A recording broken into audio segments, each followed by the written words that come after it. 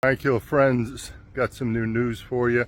Yesterday I did a podcast called Battleine Podcast, and it's hosted by Kris Paronto. For those who don't know that name, Kris was one of the private military contractors in Benghazi. He was a former U.S. Army Ranger, and he was in Benghazi in 2012 when the embassy got attacked by a bunch of terrorists and almost overrun. And heroes like Kris and a few of the other guys defended it. So they ended up making that movie about his story and the other guys with him called 13 Hours. It was a Michael Bay movie, came out, I don't know, maybe 2016. So check that movie out if you want to watch it. But I did Kris's podcast.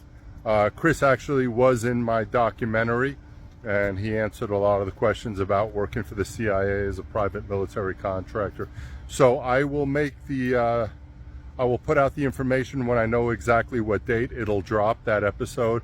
But we had a great time, laughed a lot, talked about some serious stuff, talked about serious things happening in the world, and I think it came out pretty good. So I'll let you guys know when it's available, and hope all is well. I would get angry because I wanted to tell him, I'm sorry your living room flooded. And I'm thinking in my head, I just watched Ty and Glenn get blown up, and these people are panicking because their living room got flooded. It's hard to disassociate. I'm sure he had the same things, and that's why he probably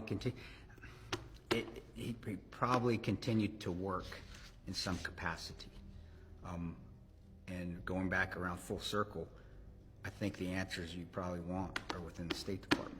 Those guys were crapped on, yeah. And so I feel a little bit what they went through, just a tad, because we're still accepted by the majority of people within the U.S., but they were left behind literally there, and they were left behind by their own. So whenever I talk, I always, you always should tell a Vietnam veteran welcome home, because they were never told that.